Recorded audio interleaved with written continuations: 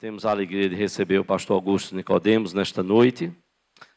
O pastor Augusto é pastor da Igreja Presbiteriana do Recife, onde já foi num passado remoto aí, retornou agora para compor a equipe de pastores. Ele ficará à vontade, assim Deus nos permita, no nosso meio.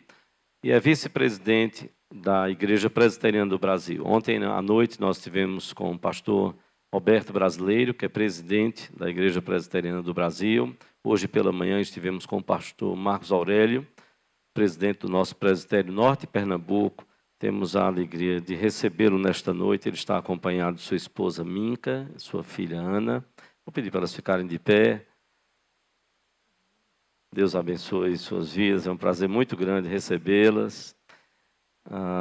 O pastor Augusto é genro do pastor, como a gente se acostuma a chamar no seminário, que é pai de Minca, o Chiquinho, pastor Francisco Leonardo, muito querido. Eu não vou tentar imitá-lo nesta noite, tá certo? Às vezes alguns seminários dizem, você imita perfeito. Eu digo, não, mas eu não sou perfeito como ele, perfeito no jeito dele, no porte dele. Eu estava perguntando ao pastor Augusto, 92 anos, e ainda prega a palavra do Senhor. Que bênção de Deus, não é? Pastor Augusto está com a palavra, que Deus possa nos abençoar ricamente nesta noite. Obrigado.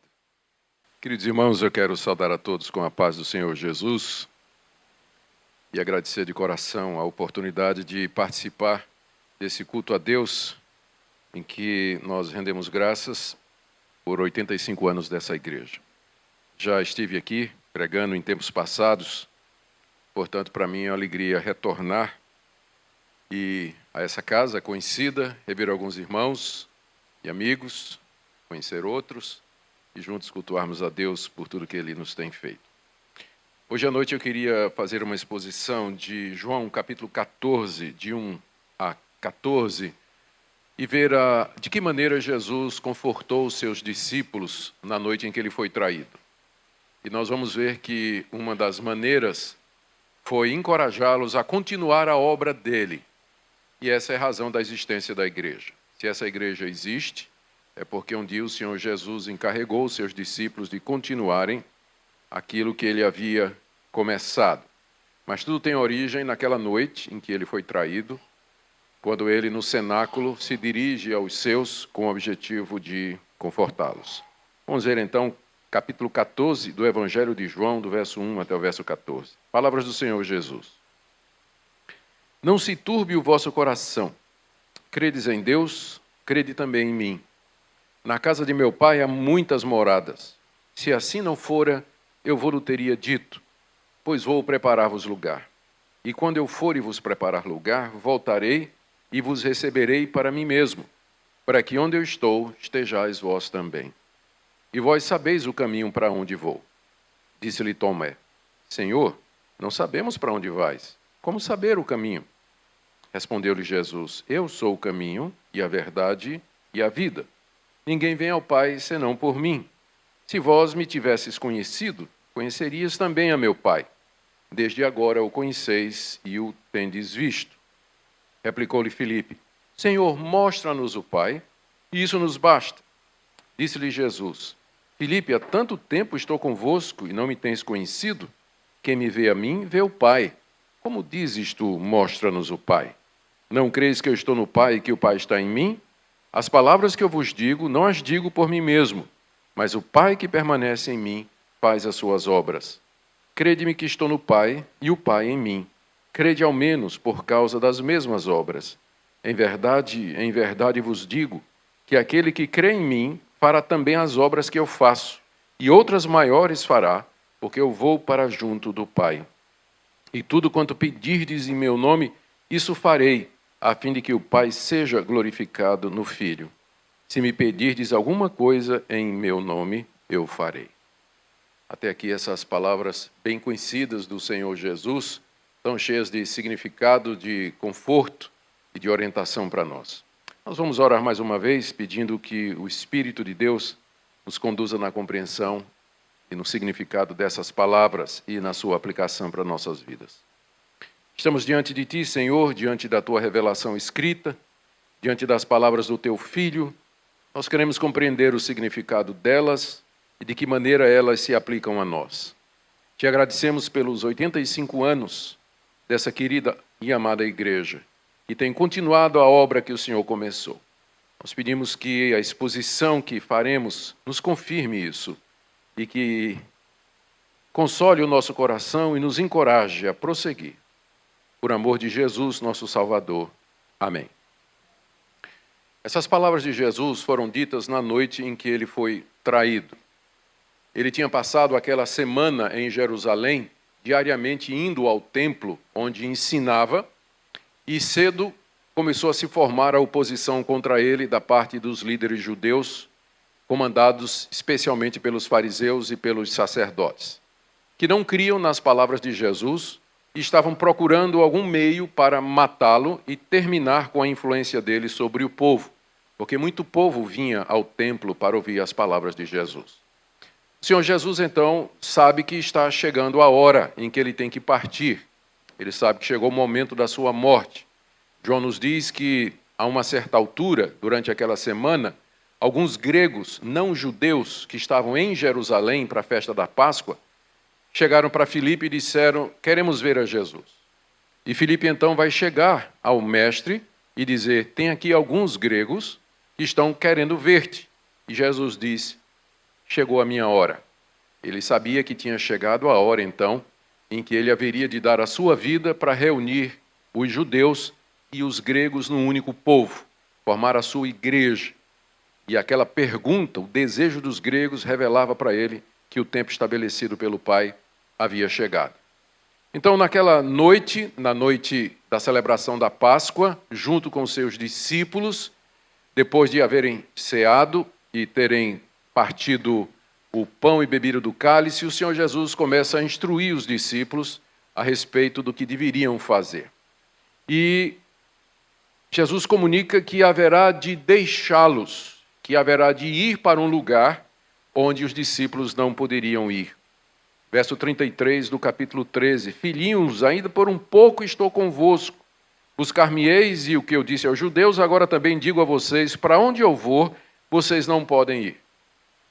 Eu vou para um lugar onde vocês não podem me acompanhar. E essa declaração, com certeza, deve ter conturbado o coração dos discípulos, especialmente porque eles tinham consciência de que Jesus era o Messias.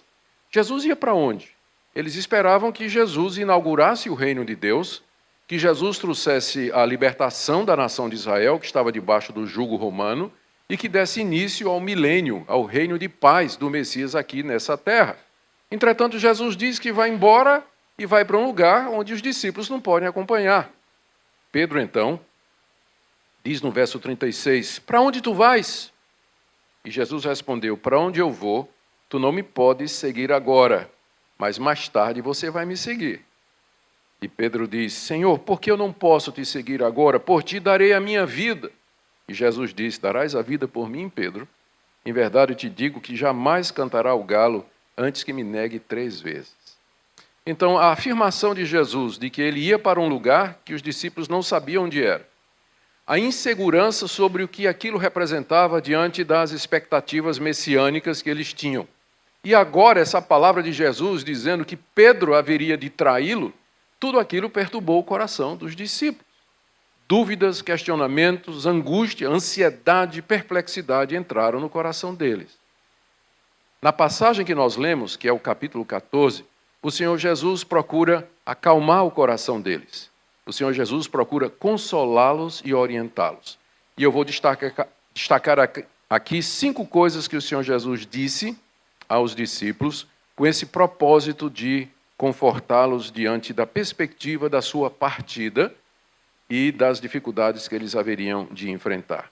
Em primeiro lugar, o Senhor Jesus lhes dá uma ordem para que eles não fiquem perturbados. Essa ordem está aí no verso 1. Não se turbe o vosso coração, crede em Deus, crede também em mim. Jesus dá essa ordem para que o coração deles não fique turbado, conturbado, preocupado, angustiado, porque Jesus sabia que suas palavras tinham provocado essa inquietação no coração deles. Mas agora o Senhor Jesus diz, não deixe que essas coisas que eu falei perturbem o coração de vocês. que isso não tire a paz de vocês. E ele dá uma razão para isso. Vocês creem em Deus, final do verso 1, e vocês creiam também em mim. Ou seja, creiam que o Pai não vai abandonar vocês, e da mesma forma eu também não abandonarei. Da mesma forma que vocês confiam em Deus, o Pai, vocês também devem confiar em mim. Creiam em mim da mesma maneira que vocês creem no Pai. Ao fazer isso, Jesus estava se oferecendo como objeto da fé dos seus discípulos, o que significa dizer que ele sabe que ele é Deus e que ele se coloca diante dos discípulos como aquele em quem os discípulos deveriam confiar. Isso aqui é alguma coisa que nenhum líder religioso jamais teria feito, a não ser que tivesse consciência da sua divindade. Imagine então, se eu chegasse para vocês, ou o pastor Petrônio, ou qualquer outro pastor, e dissesse assim: da mesma forma que vocês creem em Deus, vocês têm que crer em mim. É muita arrogância, não é? É muita arrogância. Da mesma forma que vocês creem em Deus, vocês têm que crer em mim. Da mesma forma que vocês confiam em Deus, vocês têm que confiar em mim. Ou Jesus era um arrogante, mentiroso, pretensioso e falso profeta, ou ele era Deus, para poder dizer isso para os discípulos. Vocês creem em Deus, creiam em mim da mesma maneira que vocês creem em Deus. Por isso o coração de vocês não deve ficar perturbado com essas coisas. Porque assim como o Pai vai cuidar de vocês, eu também cuidarei de vocês.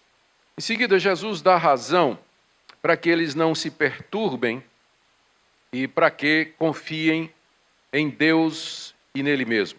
Que está aí no verso 2 a 3. Jesus fala: na casa de meu Pai, primeiro ele diz no verso 1, não se perturbe o coração de vocês.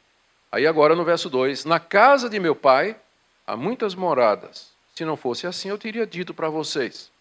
Mas eu estou indo preparar lugar, e quando eu preparar lugar, eu voltarei e receberei vocês para mim mesmo, para que onde eu estou estejais vós também. Aqui o Senhor Jesus explica para onde ele está indo, porque ele disse: eu vou para um lugar que vocês não podem ir. E Pedro disse: mas eu vou de qualquer jeito. Você vai, Pedro? Você vai me trair. Você não vai, não. Eu estou indo para a casa do meu Pai.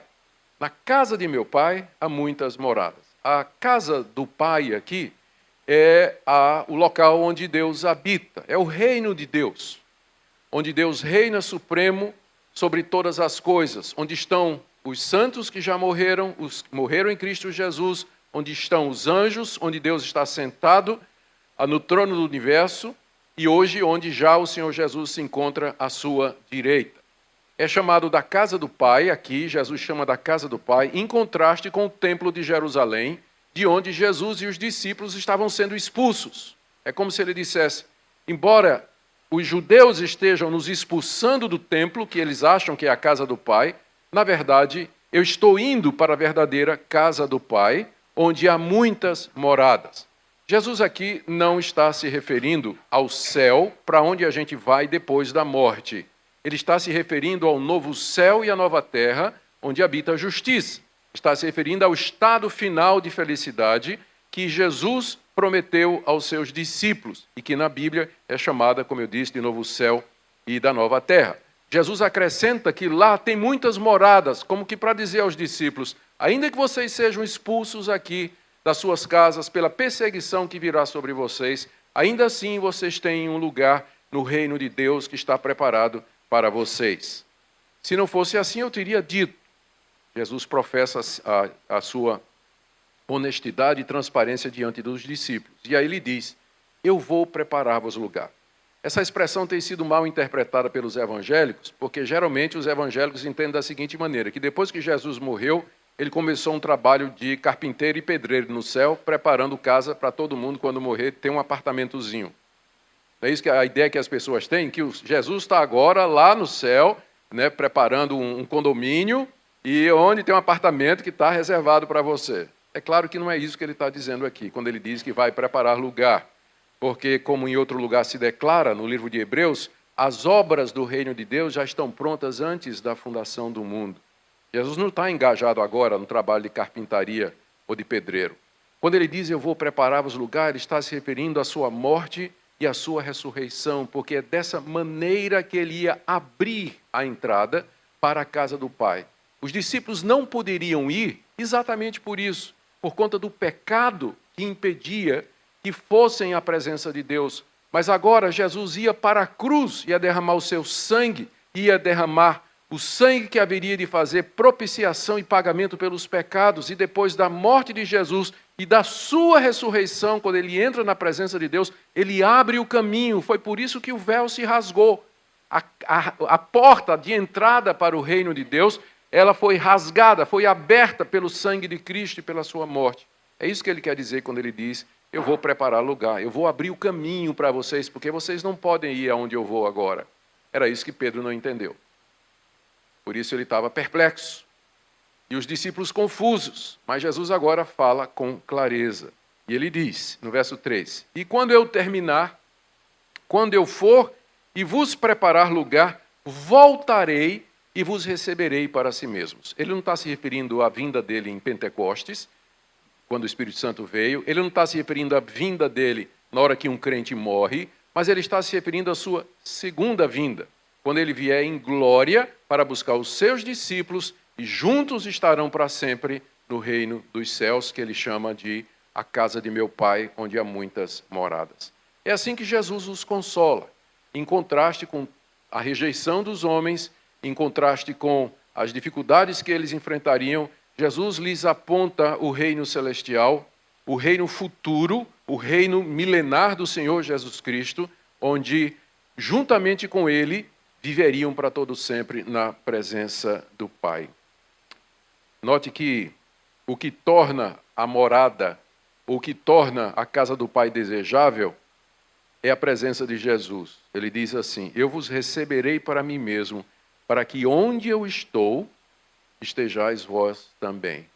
Sem Jesus não há glória, sem Jesus não há céu, sem Jesus não há reino eterno, nada.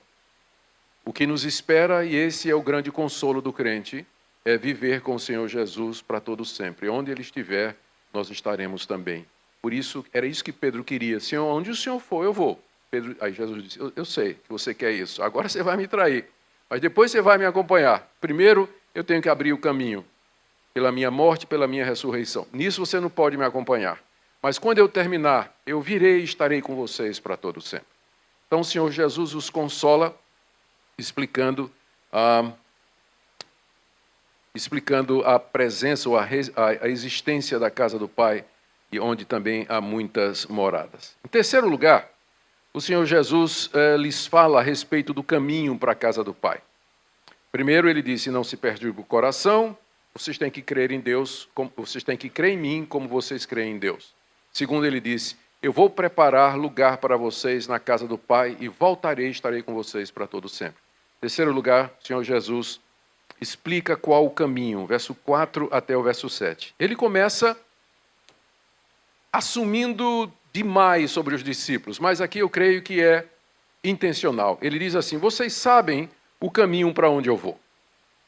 A essa altura, Jesus esperaria, naturalmente, que os discípulos, depois de 3 anos andando com ele, ouvindo as palavras dele, vendo as suas obras, já tivessem alguma noção de que ele teria que morrer pelos pecados, ressuscitar ao terceiro dia e subir em glória. Por isso ele disse, vocês sabem o caminho para onde eu vou. Mas aí, surpresa, Tomé, que sempre foi muito sincero, incrédulo, mas sincero, ele diz no verso 5, Senhor, nós não temos a menor ideia do que é que o Senhor está falando. Não sabemos para onde vais. Casa do Pai? Como assim? Nós não sabemos para onde vais. Como saber o caminho? Como é que eu posso saber o caminho de um lugar que eu não sei onde está? E Tomé expressa dessa maneira a perplexidade, a dúvida e a confusão que havia no coração dos discípulos de Jesus a essa altura, depois de 3 anos de convivência com Jesus. Vocês sabem o caminho para onde vou? Não sabem? Não, Senhor. Eu não sei, não. Eu não sei para onde o Senhor vai. Eu também não sei o caminho, responde Tomé com toda a sinceridade do seu coração. Eu sou o caminho, Tomé. Eu sou a verdade e eu sou a vida. Ninguém vem ao Pai senão por mim. O caminho para a casa do Pai, Tomé, sou eu. Será a minha morte, será o meu sacrifício na cruz, a minha ressurreição. O caminho para a casa do meu pai é a verdade que eu tenho ensinado a vocês há 3 anos. O caminho para a casa de meu pai é a vida que eu trarei a vocês. A vida eterna que vocês têm em meu nome. Porque ninguém vem ao Pai senão por mim. Com essas palavras, Jesus excluiu qualquer outro sistema ou ideia ou mediação que se proponha a levar os discípulos até Deus. Havia os fariseus que ensinavam que a pessoa era salva, ela iria morar com Deus se guardasse as obras da lei de Moisés. E os fariseus, além da lei de Moisés, haviam acrescentado regras e normas, e estatutos e mandamentos baseados na sua tradição.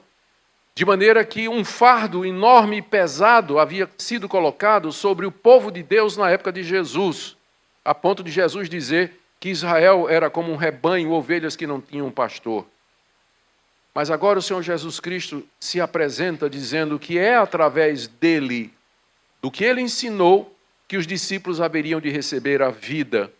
Ele que morreria na cruz, derramaria o seu sangue por eles, abrindo a porta para a morada nos céus. E com isso Jesus excluía o legalismo farisaico que ensinava a salvação por obras e pelo mérito humano. Não é por obras, não é pelo que alguém faz, não é por rituais, não é por campanha, não é por propósito, não é por usos e costumes, não é por isso ou aquilo. Mas eu sou o caminho, eu sou o caminho verdadeiro, eu sou o caminho verdadeiro que leva à vida. E não há outra maneira de se chegar ao Pai. Jesus, dessa forma, então, consola os seus discípulos, dizendo que Ele é o caminho, que Ele é a verdade e que Ele é a vida. E novamente aqui ele declara a sua divindade, quando ele diz no verso 7, se vocês tivessem me conhecido, vocês também teriam conhecido o meu Pai. É como se ele dissesse assim, se vocês tivessem percebido com clareza quem eu sou, estive 3 anos com vocês, se vocês tivessem percebido com clareza quem eu sou, se vocês tivessem me conhecido, vocês também já teriam conhecido ao Pai. Vocês já saberiam quem é o Pai.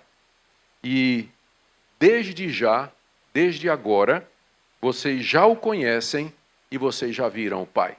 Porque vocês me viram, vocês estão comigo. Então já esse conhecimento do Pai, que é o céu, que é a essência da vida eterna, que Jesus fala que vai ter e vai acontecer, isso vocês já têm aqui, se vocês tivessem entendido quem eu sou, de Jesus para os seus discípulos. E aí Filipe tem uma ideia brilhante no verso 8, que dá ocasião a Jesus de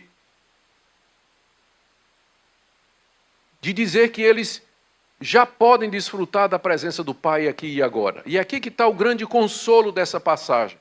Embora Jesus fale da casa do Pai como sendo algo futuro, que ainda vai acontecer, contudo ele diz que os seus discípulos, eles podem já experimentar a presença do Pai aqui e agora.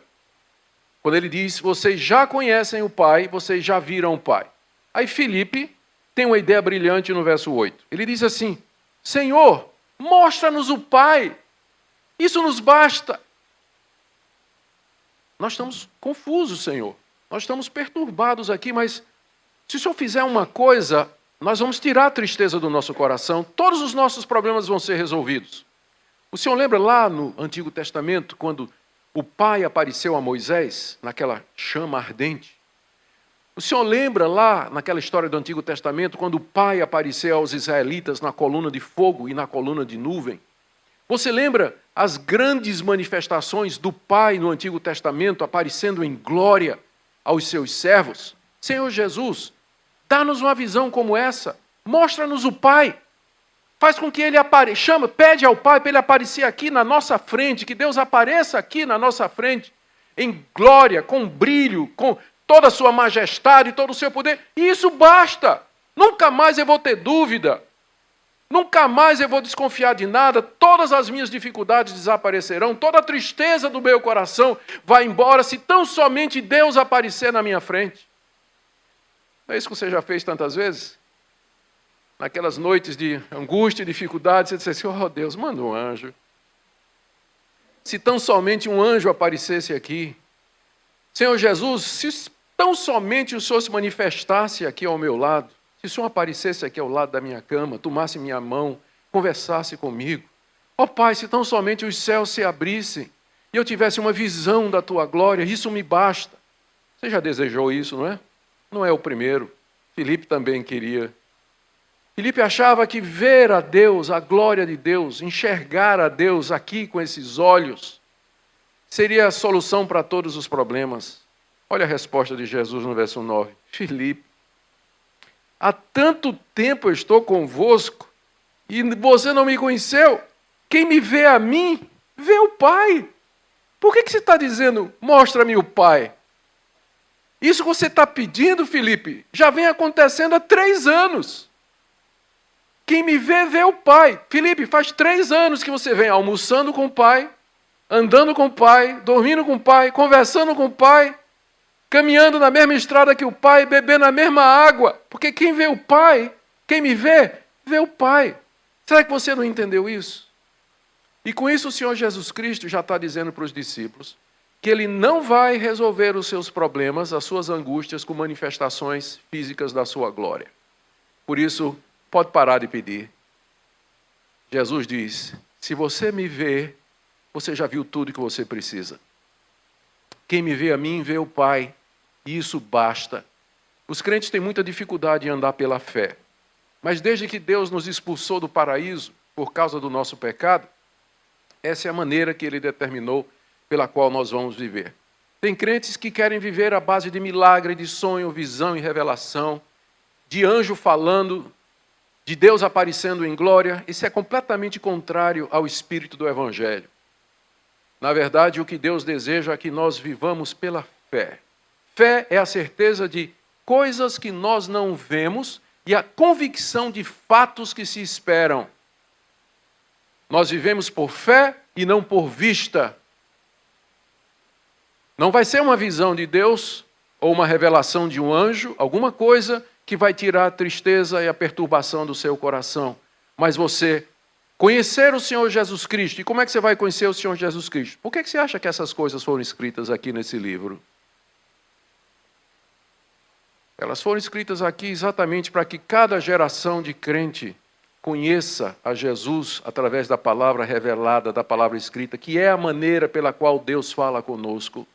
É a maneira pela qual você pode conhecer a Jesus Cristo. E ao conhecer Jesus Cristo, você vai conhecer o Pai aqui e agora. E ao fazer isso, você vai encontrar paz para o seu coração. Seu coração não será mais turbado. Há tanto tempo estou com vocês, Filipe. E vocês não sabem quem eu sou. Quem me vê a mim, vê o Pai. Da mesma forma que Filipe e os discípulos, tantos crentes, muitos anos nas igrejas, eles não compreendem. Eles não compreendem. E eu espero que você não seja um desses. Mas uma vez que você viu o Senhor Jesus e entendeu o Senhor Jesus, é tudo o que você precisa. Não precisa mais do que isso. Não precisa mais do que isso. Em seguida, Jesus dá 2 evidências para os seus discípulos de que Ele está no Pai e que o Pai está nele. Verso 10. Tu não crees que eu estou no Pai e que o Pai está em mim, Filipe? As palavras que eu digo, não as digo por mim mesmo. Primeira prova que Jesus dá aos seus discípulos de que Ele está no Pai e que o Pai está nele são as palavras que Jesus proferiu durante os 3 anos do seu ministério. As palavras de Jesus eram tão impressionantes que os guardas que foram prender Jesus, a ordem dos sacerdotes, voltaram sem prender Jesus. E aí o sacerdote perguntou, por que você não prendeu? Ele disse, nunca ninguém falou como esse homem. As palavras que Jesus falou, o ensino do Senhor Jesus Cristo, Ele diz que as palavras dele não eram dele, mas do Pai que o havia enviado. O discurso de Jesus, o seu ensino, era a evidência de que ele estava no Pai e que o Pai estava nele. Mas agora Jesus tem uma outra evidência para dar também aos seus discípulos, final do verso 10. O Pai que permanece em mim faz as suas obras. Crede que eu estou no Pai e o Pai em mim. Crede ao menos por causa das mesmas obras. Não somente Jesus apresenta as suas palavras e o seu ensino, mas ele apresenta as suas obras como prova de que ele está no Pai e que o Pai está nele, e que vê-lo é a mesma coisa de ver o Pai. Por obras aqui, sem dúvida, é uma referência aos sinais e prodígios que Jesus fez, mas não somente isso. Se refere ao seu amor pelas pessoas, ao cuidado que ele tinha pelos seus discípulos, a fidelidade e o compromisso que ele tinha em fazer a vontade de Deus aqui nesse mundo.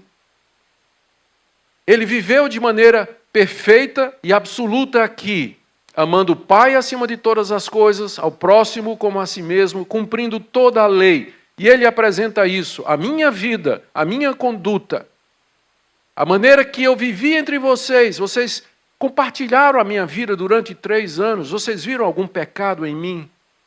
Vocês viram algum erro em mim? Quem me convence de pecado entre vocês? As obras que eu faço, elas provam que o Pai está em mim e que eu estou no Pai. Ele termina dizendo isso, invocando o seu ensino e a sua vida como base para a afirmação de que ver a Jesus, conhecer a Jesus, é conhecer a Deus e ver a Deus. Isso nos basta, isso deveria consolar o nosso coração. Ele termina, em 5º lugar, encorajando os discípulos a continuar o seu ministério a partir do momento em que ele vai para o Pai. Verso 12, em verdade vos digo, que aquele que crê em mim fará também as obras que eu faço, e outras maiores fará, porque eu vou para junto do Pai. E tudo quanto pedirdes em meu nome, isso farei, a fim de que o Pai seja glorificado no Filho. Se me pedirdes alguma coisa em meu nome, eu farei.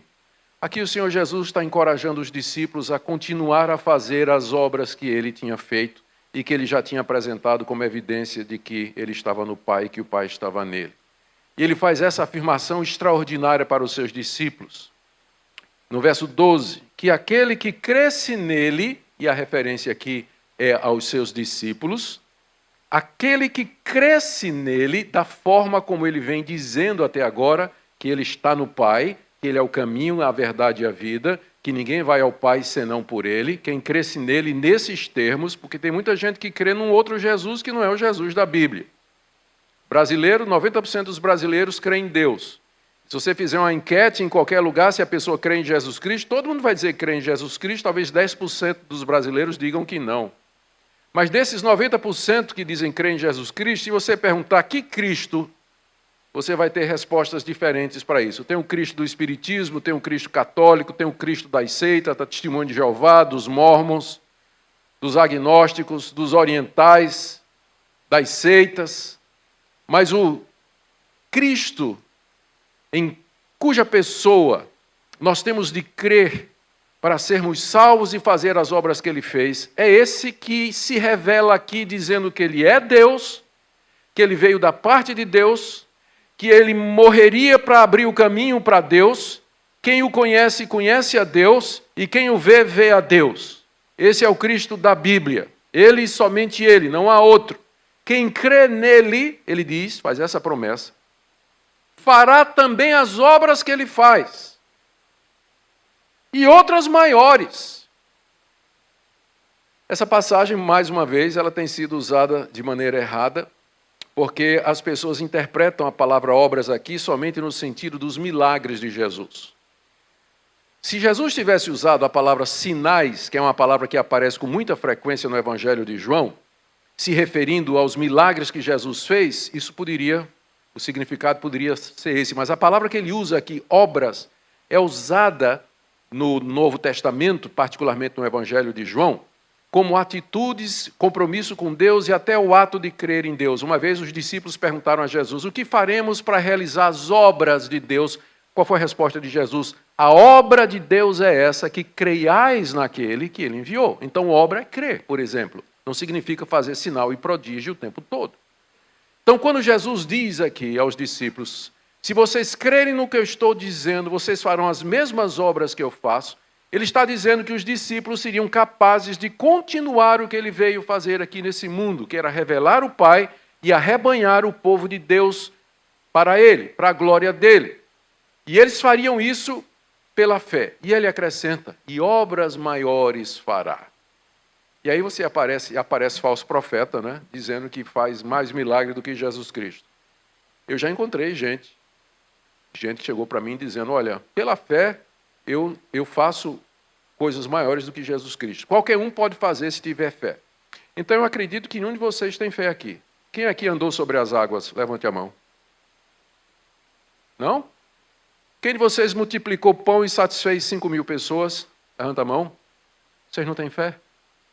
Quem crê em mim fará as obras que eu faço e outras maiores. É esse o significado do versículo? Óbvio que não, porque condenaria a incredulidade 2.000 anos de cristãos que nunca fizeram absolutamente nenhum dos milagres que Jesus fez. Então é óbvio que essa passagem não está falando de milagres. Quando fala de obras, é a vida de Jesus, o compromisso dele, a ação dele, o amor dele, a fidelidade ao Pai. E nesse sentido Jesus diz, vocês serão capazes de fazer mais do que eu fiz. E foi mesmo. Depois que Cristo morreu e foi para o Pai, ele mandou o Espírito Santo e no dia de Pentecostes, Pedro pregou um sermão, um único sermão, e 3.000 pessoas se converteram. Durante 3 anos, Jesus pregou todo dia e na hora de morrer, dos seus 12 discípulos, um traiu, o outro negou e os 10 fugiram. Só Pedro, no único dia, fez muito mais do que Jesus fez em 3 anos, obras maiores. Um sermão que Deus usou para trazer 3.000 pessoas para o reino de Deus. 3.000 pessoas para o reino de Deus. E hoje em dia a coisa está complicada, né, pastor Petrônio? A gente precisa pegar 3.000 sermão para um se converter, né? Mas Pedro, naquele dia, com um sermão, levou 3.000 ao Senhor Jesus. Obras maiores vocês farão. Jesus garantiu aos seus discípulos. Essa promessa não é vazia, eu creio nela. Eu creio que é isso que a igreja cristã tem feito desde a ressurreição do Senhor Jesus e o dia de Pentecostes. Os discípulos de Cristo saíram pelo mundo afora, pregando a palavra, ensinando o evangelho com autoridade e poder. Sem dúvida, houve sinais, houve prodígios. Deus pode fazer a mesma coisa hoje, lembrando que esse não é o foco, mas a vida de Cristo, as obras que ele realizou como sendo o paradigma da vida da igreja e da sua missão. E ele dá 2 motivos pelos quais as obras que a igreja faria, depois da sua morte, seriam maiores do que as obras que ele fez enquanto ele estava aqui durante os 3 anos do seu ministério terreno. A primeira razão está no final do verso 12. Eu vou ler o verso 12 todo para ficar mais claro. Em verdade vos digo que aquele que crê em mim fará também as obras que eu faço e outras maiores fará, porque eu vou para junto do Pai. Então essa é a razão pela qual as obras que a igreja faria seriam maiores do que as obras de Cristo. Porque Cristo, enquanto estava aqui nesse mundo, ele estava no estado de humilhação. Ele estava encarnado, ele se tornou homem, assumiu a natureza humana com as suas limitações. Mas quando ele foi para o Pai, ele foi no seu corpo ressurreto, glorioso, ele foi exaltado à direita de Deus e tem todo o poder no céu e na terra. E agora, através da igreja, ele age no mundo. Então, porque agora ele está junto ao Pai, as obras que ele faz através dos seus discípulos são maiores do que aquelas que ele fazia durante o tempo da encarnação, durante 3 anos. Porque ele está junto ao Pai, ele está exaltado e glorificado à direita do Pai, por isso que as obras que ele faz agora, Jesus continua agindo através da sua igreja, por isso que essas obras são maiores. Mas a segunda razão que ele dá aqui é do verso 13, de que essas obras seriam maiores. Tudo quanto pedirdes em meu nome, isso farei, a fim de que o Pai seja glorificado no Filho. Se me pedirdes alguma coisa em meu nome, eu farei. Com isso aqui, o Senhor Jesus Cristo diz de que maneira essas obras serão maiores, através das orações do povo de Deus em nome de Jesus. Se vocês pedirem alguma coisa, isso aqui não é um cheque em branco, não. Do tipo assim, você vai chegar em casa e vai dizer, Senhor, tu dissesse que se eu pedir alguma coisa, o Senhor faria. Então eu quero trocar meu carro, eu quero um carro do ano. Eu quero mudar de apartamento para uma casa melhor. Isso aqui não é um cheque em branco para você preencher com seus desejos, você tem que ler no contexto. E se pedirdes alguma coisa, ele se refere a essas coisas que ele tinha dito que nós haveríamos de fazer para a glória do Pai, para a extensão do reino, continuando a obra dele. O que você pedir ao Senhor Jesus, que contribua para a glória do Pai, para o crescimento da igreja E para continuar as obras de Cristo aqui nesse mundo, a igreja pode ter certeza de que Cristo fará. Se a igreja se reunir e buscar a Deus, dizendo nós queremos servir-te e continuar a tua obra, a promessa de Deus, promessa de Cristo aqui, é que Ele vai fazer estas coisas e que a igreja haverá de continuar. Essa igreja está aqui hoje exatamente porque isso aqui é verdade. Isso aqui foi dito há 2000 anos. Há 2000 anos atrás, e os discípulos de Jesus creram nele. E pelo poder do Cristo ressurreto, espalharam o Evangelho pelo mundo, que chegou ao Brasil, que chegou no Nordeste, que chegou em Recife, que chegou na Encruzilhada. Tudo isso é resultado daquelas promessas que o Senhor Jesus fez naquela noite em que ele foi traído. Seus discípulos conturbados, angustiados, ele disse: creia em mim como você crê no Pai, eu não vou desamparar vocês. Segundo, aonde eu vou, vocês não podem ir agora. Eu vou preparar lugar para vocês na casa do Pai, onde tem muitas moradas, e quando eu fizer isso, eu venho buscar vocês para vocês estarem comigo sempre. Consolem o seu coração. E vocês sabem o caminho para onde eu vou. Eu sou esse caminho e não há outro caminho. E se vocês já tivessem me conhecido, vocês conheceriam essa verdade e o Pai.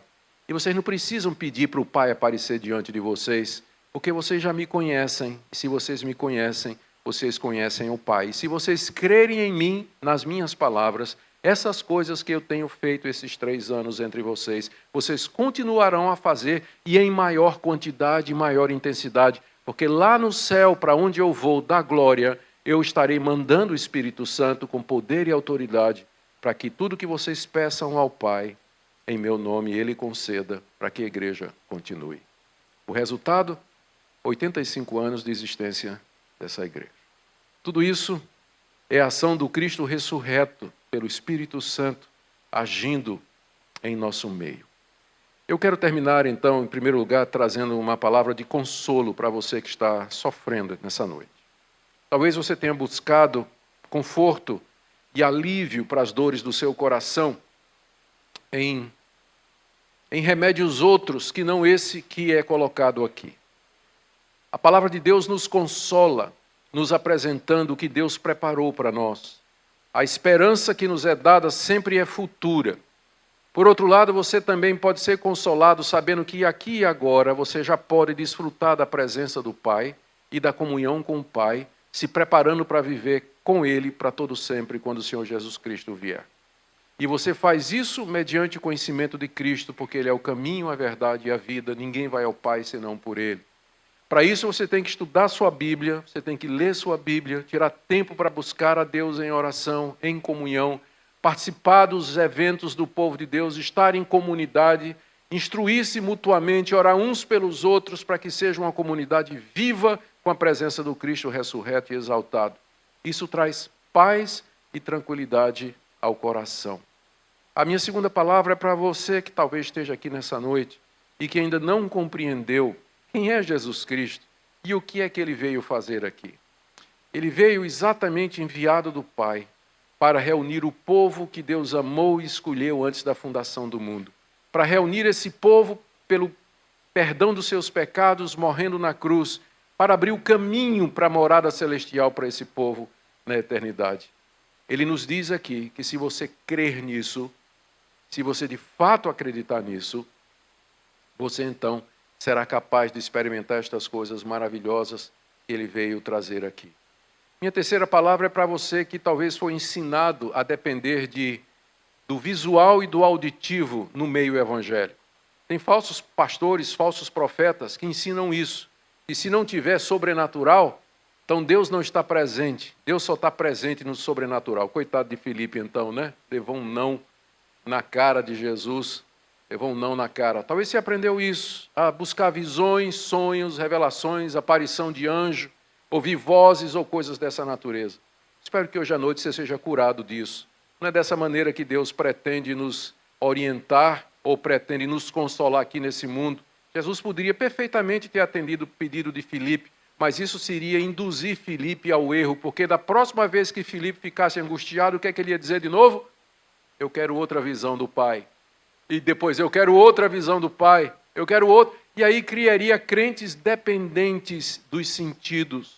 Existe uma vida superior a isso, que é viver pela fé.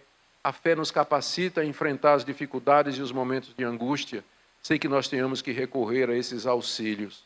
Se você crê no Senhor Jesus e conhece o Senhor Jesus pela palavra, você já tem tudo o que você precisa. E a minha última palavra é para você que está aqui nessa noite e se pergunta: qual o meu lugar no reino de Deus? O que é que eu posso fazer para servir a Deus? Qual o propósito da minha vida? Veja o que ele disse aqui: quem crê em mim fará as obras que eu faço e outras maiores fará, porque eu vou para o meu Pai e de lá eu responderei às suas orações.